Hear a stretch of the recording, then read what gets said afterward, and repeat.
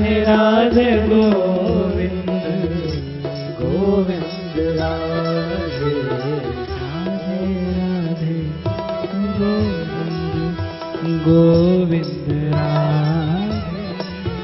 राधे राधे गोविंद गोविंद राधे।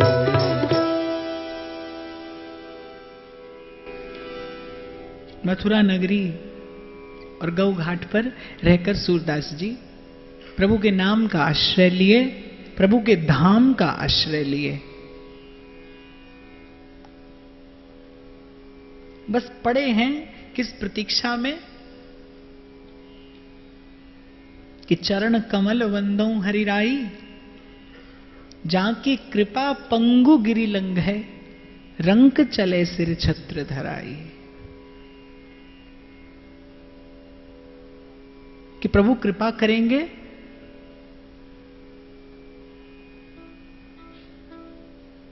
सदगुरु के चरणों का आश्रय मिलेगा और जीवन कृतार्थ हो जाएगा।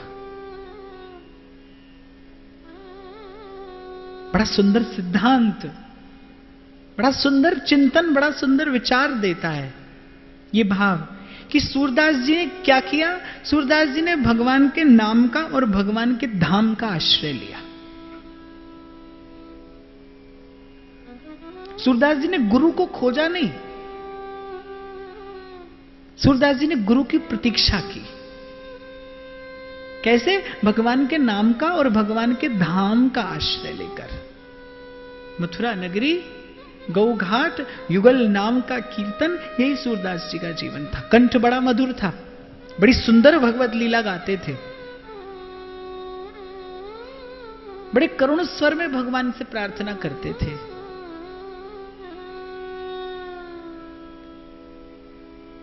अब की टेक हमारी रे,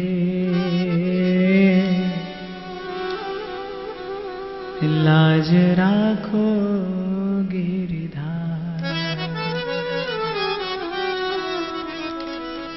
अब की टेक हमारी रे, लाज राखो गिरधार। अब की टेक हमारी रे, लाज राखो गिरधारी। लाज राखो गिरधारी रे, लाज राखो गिरधारी। लाज राखो गिरधारी, लाज राखो गिरधारी। प्रभु आपका बिरद, आपका यश सुनकर आया हूं, श्रवण सुजस सुनि आई हूं। प्रभु भंजन भव भीर, और त्राहि त्राहि आरत हरण, शरण सुखद रघुबीर। प्रभु आपका यश, आपका बिरद सुनकर आया हूं, आपके चरणों की छांव में आकर बैठा हूं। और आशा क्या है, अभिलाषा क्या है, वैसे तो आप जानते हैं, पर कौन भाग्य पद पंकज देखूं, कौन घड़ी सदगुरु के चरणों की रज मिले, और नयन अमीय दृग दोष विभंजन। इस दृष्टि के आगे जो आवरण पड़ा है माया का, कब सदगुरु के चरणों की रज से अपने नयन आंजू और आपका सुंदर मुख चंद्र निहारूं। अब की टेक हमारी रे, लाज राखो गिरधारी। अब की टेक हमारी रे, लाज राखो गिरधारी। जैसी लाज अर्जुन की राखी, जैसी लाज अर्जुन की राखी, भारत योद्ध मझारी।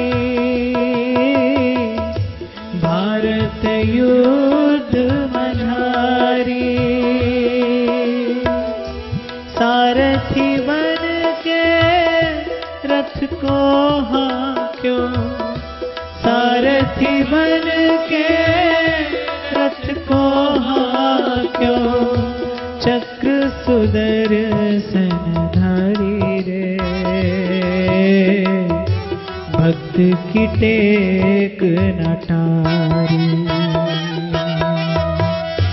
भक्त की टेक न टारी रे, लाज रखो गिरधारी। अब की टेक हमारी रे,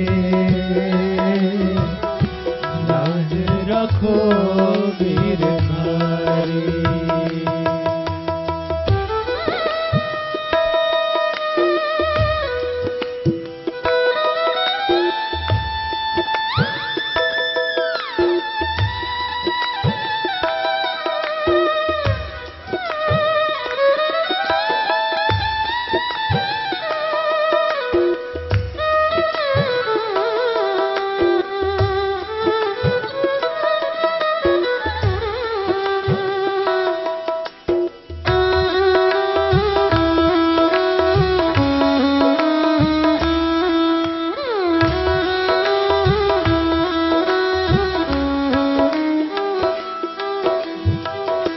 जैसी लाज द्रौपदी की राखी, जैसी लाज द्रौपदी की राखी, होन न दीनी उघारी,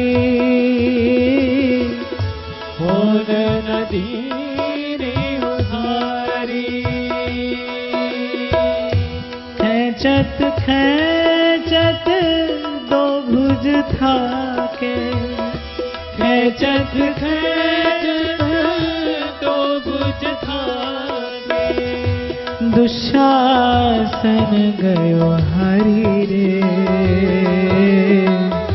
चीर बढ़ायो मुरारी, चीर बढ़ायो मुरारी रे, लाज राखो गिरधारी। अब की टेक हमारी रे,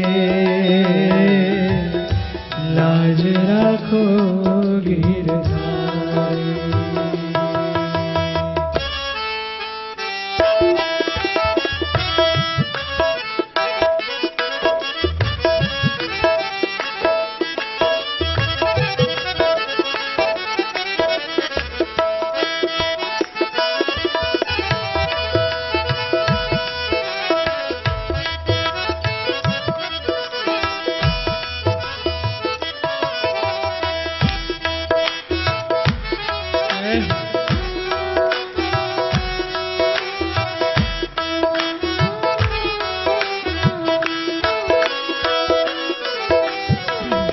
सूरदास की लज्जा राखियो, सूरदास की लज्जा राखियो, अपने दास की लाज राखियो, अपने दास की लाज राखियो।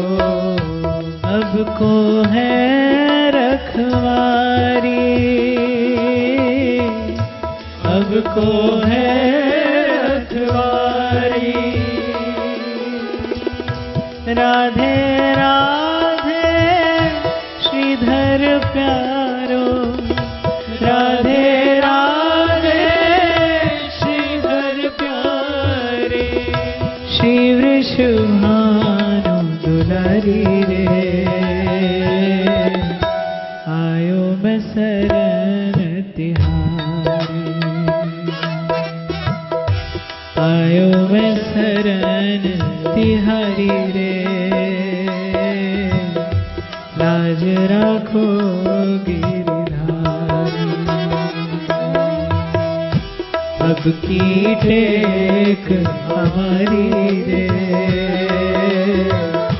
लाज राखो गिरधारी। अब की टेक हमारी रे,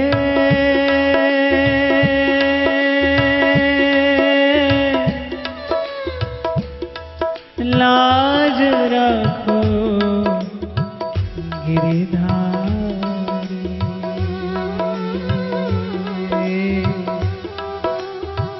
लाज रखो गिरधारी। अब की टेक हमारी, लाज रखो गिरधारी। अब की टेक हमारी रे, लाज रखो गिरधारी। लाज रखो गिरधारी, आयो मैं शरण तिहारी।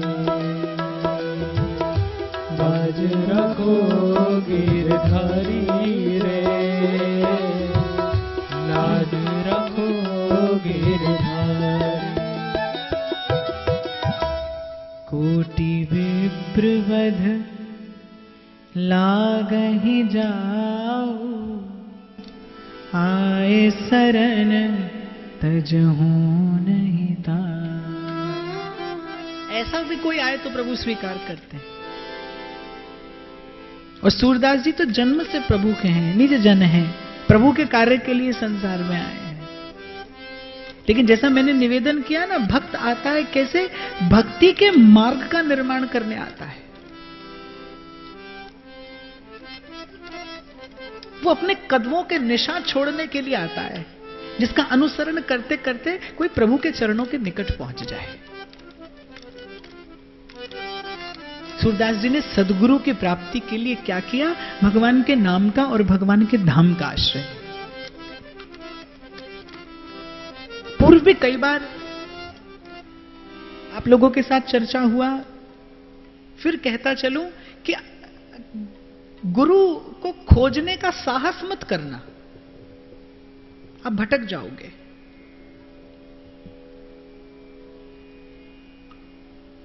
शुरुआत ही गलत हो जाएगी अगर आपने कभी मन में यह विचार किया तो कि आप खोजें और किसी को ढूंढ लें और पा लें। गुरु को खोजने दीजिए, आपको वो खोजे आपको, क्योंकि प्रीति और प्रतीति की योग्यता आपके मेरे पास नहीं है, उसके पास में है। आपके मेरे पास दृष्टि नहीं है, उसके पास में है। आप और मैं एक पग आगे नहीं बढ़ा सकते। वो समस्त प्रतिकूलताओं को लांघता हुआ भी आप तक पहुंच जाएगा।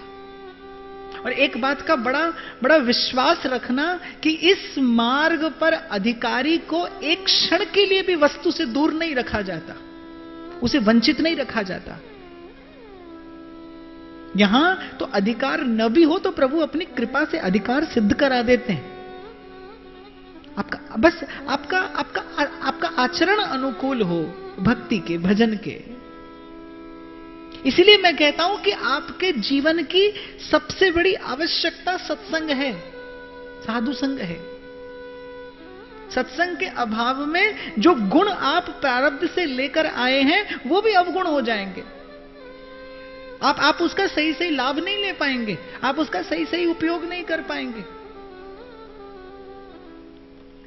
कितने लोग ऐसे होते हैं जिनको अपना आधा जीवन व्यतीत करने के बाद ये पता चलता है, अच्छा हम गा भी सकते हैं, हम तो बड़ा अच्छा गा लेते हैं, आप जानते ही नहीं।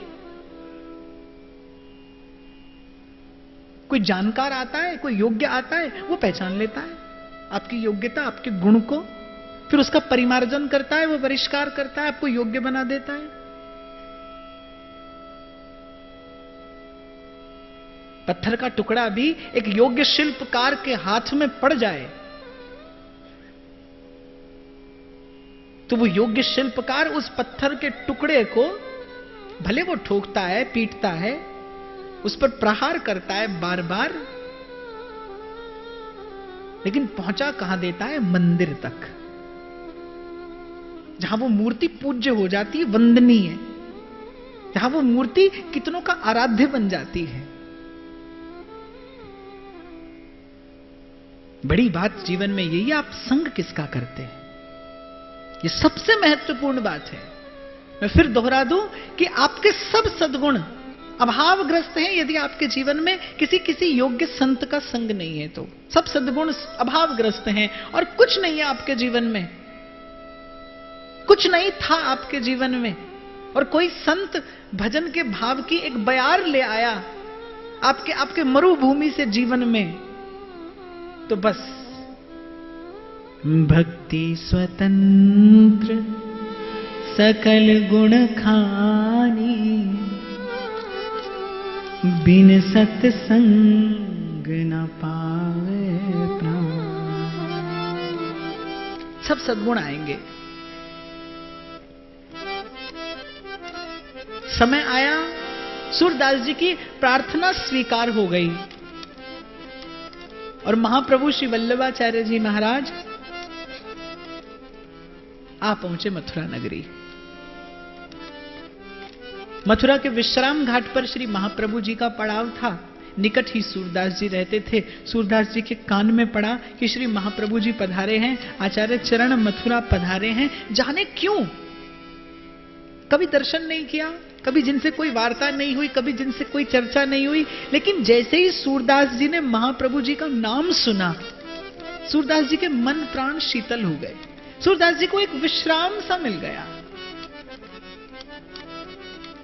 सूरदास जी को शकुन होने लगे, शुभ शकुन, कि मेरे जीवन को विश्राम देने वाला आ गया है, मेरे इस जीवन की नैया का खेवनहार मिल गया है, मेरी जन्म जन्मांतरों की ये यात्रा अब विश्राम पाने वाली है। अभी केवल सूरदास जी ने नाम सुना है कि श्री महाप्रभु जी पधारे हैं, कैसे दर्शन करने जाऊं? मैं तो सर्व साधन शून्य हूं, क्या आचार्य चरण मुझसे मिलेंगे? क्या मुझ पर कृपा करेंगे? पर शायद आचार्य चरण तो सूरदास जी पर कृपा करने के लिए ही पधारे थे। हम तो अब जीवन में अनुभव कर रहे हैं इस बात का कि इतने बड़े बड़े आयोजन होते हैं कथा के, इतना सब परिश्रम होता है और सब होता है, किस लिए? कोई दो चार लोग होते हैं जिनके कल्याण के लिए प्रभु ये सब उपक्रम कराते हैं। कोई भीड़ में से कोई दो चार लोग ऐसे होते हैं जिनके लिए ये सब होता है।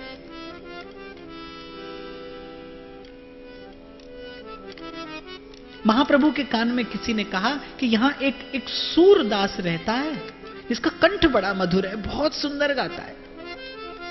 एक बार आप उसके कंठ से भगवान का गुणानुवाद सुनिए, वो बहुत सुंदर गाता है।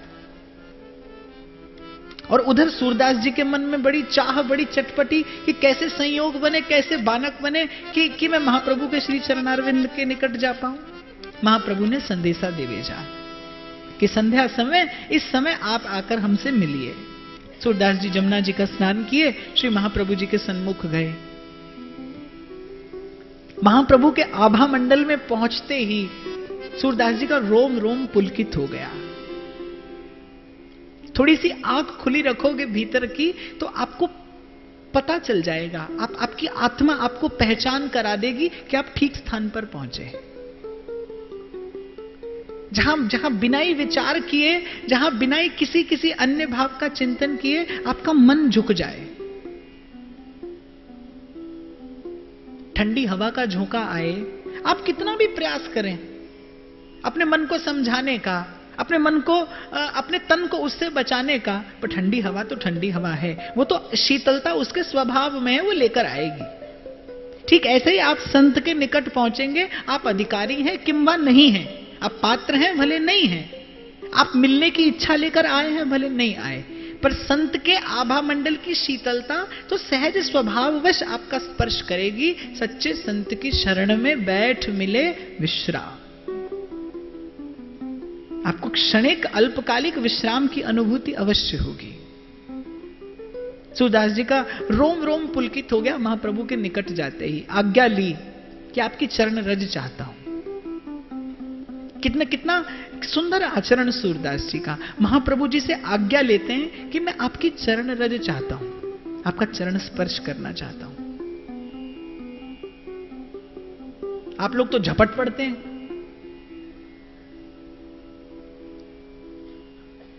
फिर आप मुझसे पूछते हैं, एक व्यक्ति ने पूछा, लिखकर भेजा, बोले आप तो संतों की चरण रज की इतनी महिमा कहते हैं, तो आप क्यों मना करते हैं? तो मैंने कहा भाई इसलिए मना करता हूं कि मैं संतों की चरण रज की महिमा कहता हूं, आप लोगों के आशीर्वाद शुभकामना से, भगवान की कृपा से किसी दिन मैं संत बन गया, मुझे लगा कि अब मेरे में संतों वाले गुण आ गए हैं, तो आप विश्वास रखना, मैं व्यासपीठ से आपको वचन देता हूं कि मैं विशेष उत्सव रख दूंगा, आप खूब आइए और चरण धूलि ले जाइए।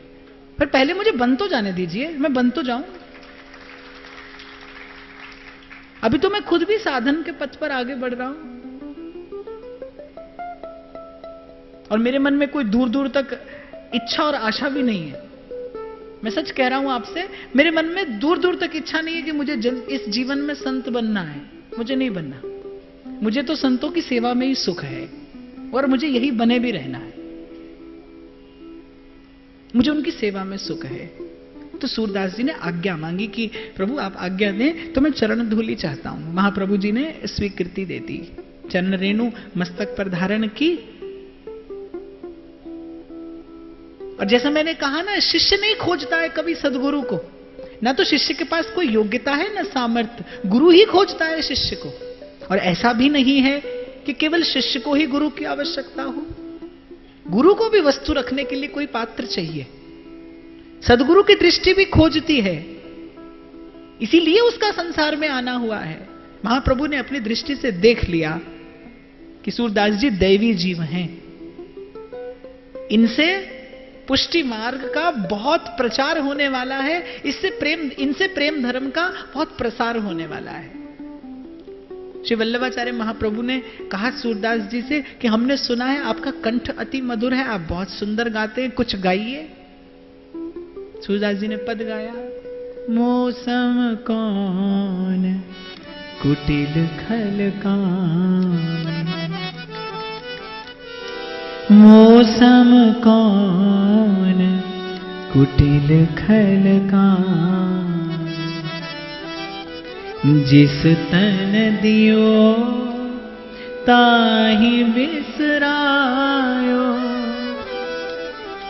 जिस तन दियो ताहि बिसरायो, ऐसी नमक हराम,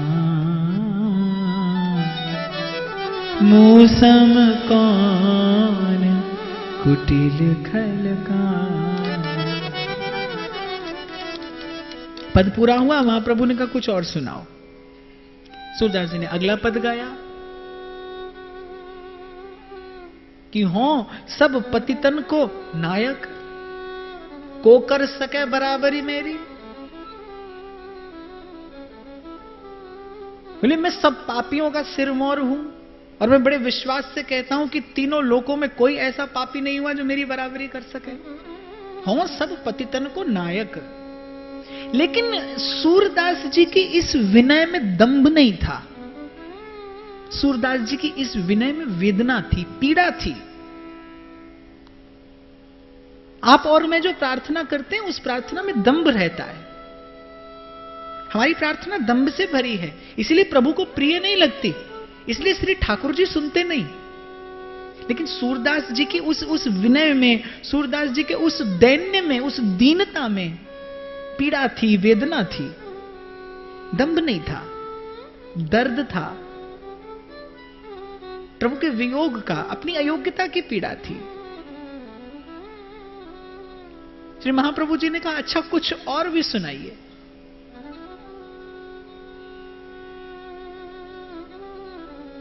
अश्रु बह रहे थे सूरदास जी की आंखों से, प्रेम का आवेश बढ़ता चला जा रहा था, कंठ स्वर गदगद होता जा रहा था।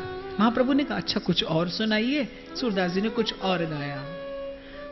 अब मैं नाचो थक्यो गोपाल,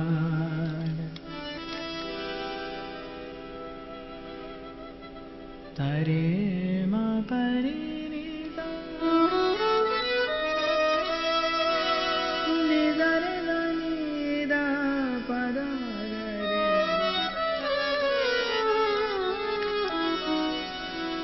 अब मैं नाचो थक्यो गोपाल,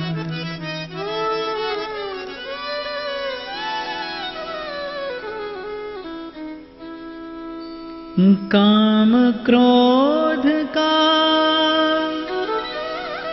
पहर चोलना, कंठ विषय की माल, अब मैं नाचो थक्यो गोपाल। बोले प्रभु अब थक गया, अब तो बस मेरी इतनी विनय है।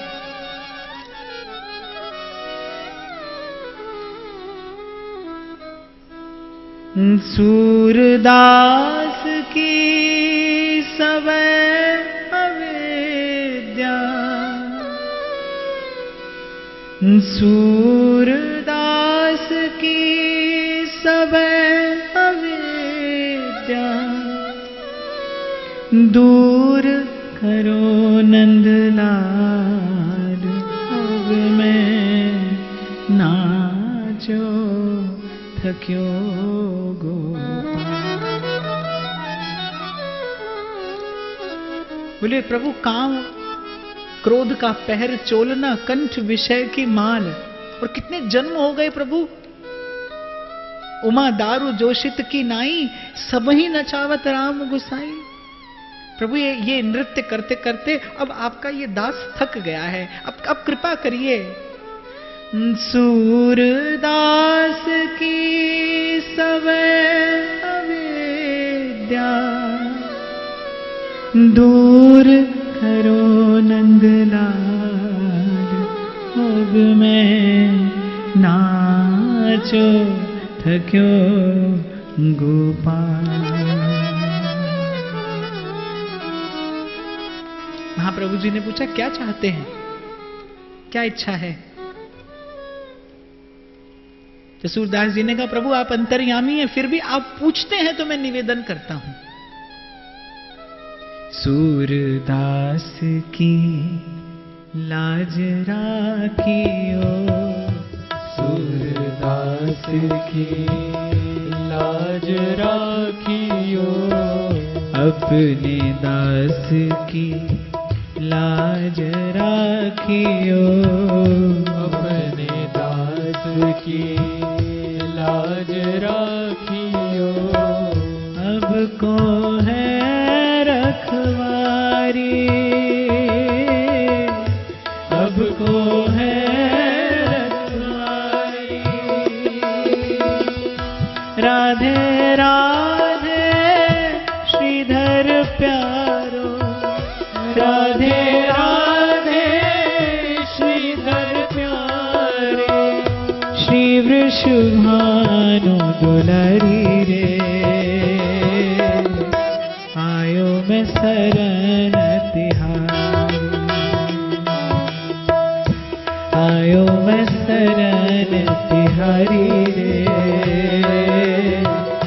लाज रखो गिरधारी, अब की टेक हमारी रे, लाज रखो गिरधारी, अब की टेक हमारी रे, लाज रखो गिरधारी। दीनानाथ अनाथ का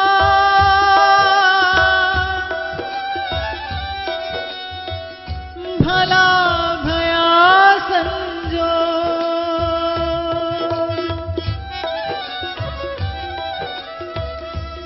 जो अब तारोगे नहीं, मेरी हंसी करेंगे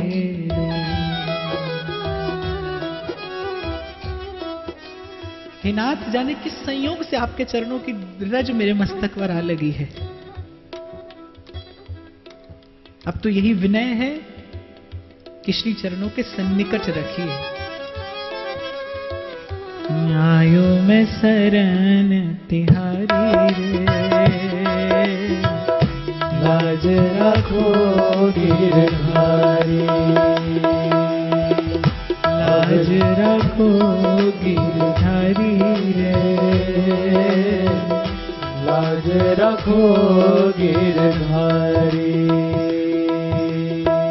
अब की टेक हमारी रे, लाज रखो गिरधारी। गोस्वामी श्री विट्ठलनाथ जी महाराज कहते हैं कि भगवान की कृपा का एकमात्र हेतु है और वो है दैन्य, दीनता। ए दरबार दीन को आदर। और ये दैन्य कोई ओढ़ा जाने वाला गुण नहीं है, कोई सीखी जाने वाली कला नहीं है, इसे उपजाया नहीं जा सकता। क्योंकि देखा तो ये जाता है जैसे जैसे जीवन में साधन बढ़ता है, जैसे जैसे जीवन में भजन बढ़ता है, तो भजन के साथ साथ कर्तृत्व का एक सूक्ष्म सा अहम भी बढ़ता है। आप चिंतन करिएगा, क्या आप में से कोई ऐसा है, यदि आप दिन में माला करते हैं, सेवा करते हैं, कहीं ना कहीं आपके सूक्ष्म अहम में इस कर्तृत्व का बोध रहता है कि आप सेवा करते हैं, आप जप करते हैं। बहुत से लोगों को तो याद रहता है आज इतनी माला किया, उनको तो स्मरण होता है कि इतनी माला किया, इतना सेवा किया, इतना जप किया। एक को तो यह भी याद था कि आज तक कितनी एकादशी की, एक को यह भी मालूम था कि 100 परिक्रमा हो गई गिरिराज जी की। माने कर्तृत्व का जो एक अहम है, सूक्ष्म अहम, ये साधन के साथ साथ बढ़ता है। तो मैं कह रहा था कि ये जो दैन्य है जिससे भगवान प्रसन्न होते हैं, जिसको देखकर ठाकुर जी की कृपा जीव पर होती है, वो जो दैन्य, वो जो विनय, और डोंगरे बापा तो कहते थे ये जो दीनता है ये भक्ति महारानी का सिंहासन है, इसी पर भक्ति महारानी विराजमान होती। यह दरबार दीन को आदर रीति सदा चली आई। इसीलिए देखा जाता है कि भगवान अपने भक्त के पास बहुत अधिक धन नहीं रहने देते, बहुत सम्मान होने लगे तो भी भगवान संभाल लेते हैं। क्यों? क्योंकि संसार की वस्तु का प्रभाव ऐसा है। क्या हरण करती है संसार की उपलब्धि? संसार की उपलब्धि आपको दीन नहीं रहने देती। संसार की उपलब्धि आप में विनय नहीं रहने देती, आप विनीत नहीं रह पाते।